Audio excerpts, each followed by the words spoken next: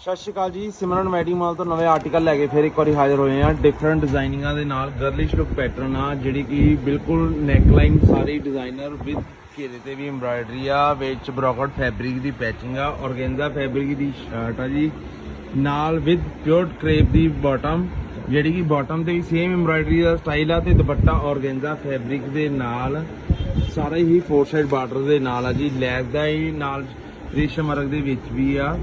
ਇਹਦੇ ਵਿੱਚ 4 ਕਲਰ ਮਿਲਨੇ ਆ, ਚਾਰੇ ਕਲਰ ਵੈਰੀ ਨਾਈਸ ਕਲਰ ਆ ਜੀ। ਫਸਟ ਕਲਰ ਹੋਏਗਾ ਜੀ ਰਾਮਾ ਗ੍ਰੀਨ ਆ, ਸੈਕਿੰਡ ਕਲਰ ਹੈਗਾ ਜੀ ਮੈਰੂਨ ਆ, ਥਰਡ ਕਲਰ ਹੈਗਾ ਨੇਵੀ ਬਲੂ, ਤੇ ਲਾਸਟ ਵਨ ਹੈ ਰੈਸਟ ਕਲਰ ਆ। ਸਕਰੀਨ ਦੇ ਉੱਤੇ ਨੰਬਰ ਚੱਲ ਰਿਹਾ ਹੈ। ਇਸ ਡਿਜ਼ਾਈਨ ਨੂੰ ਆਰਡਰ ਕਰਨ ਲਈ ਆਪਣਾ ਕਾਲ ਕਰਕੇ ਆਪਣਾ WhatsApp ਦੇ ਰਾਹੀਂ ਆਪਣਾ ਆਰਡਰ ਵੀ ਪਲੇਸ ਕਰ ਸਕਦੇ ਹੋ। ਤੇ ਇਦਾਂ ਦੀ ਵੀਡੀਓਜ਼ ਨੂੰ ਦੇਖਣ ਲਈ ਵੀਡੀਓ ਨੂੰ ਦੱਬ ਕੇ ਲਾਈਕ ਐਂਡ ਸ਼ੇਅਰ ਕਰ ਦਿਓ, ਤਾਂ ਕਿ ਐਵਰੀਡੇ ਅਸੀਂ ਤੁਹਾਡੇ ਲਈ ਇਦਾਂ ਦੀਆਂ ਨਵੀਆਂ ਤੋਂ ਨਵੀਆਂ ਨਾਈਸ ਕਲੈਕਸ਼ਨਾਂ ਲੈ ਕੇ ਹਾਜ਼ਰ ਹੁੰਦੇ ਰਹੀਏ। ਥੈਂਕ ਯੂ ਸੋ ਮਚ ਜੀ ਐਵਰੀਵਨ ਜੀ।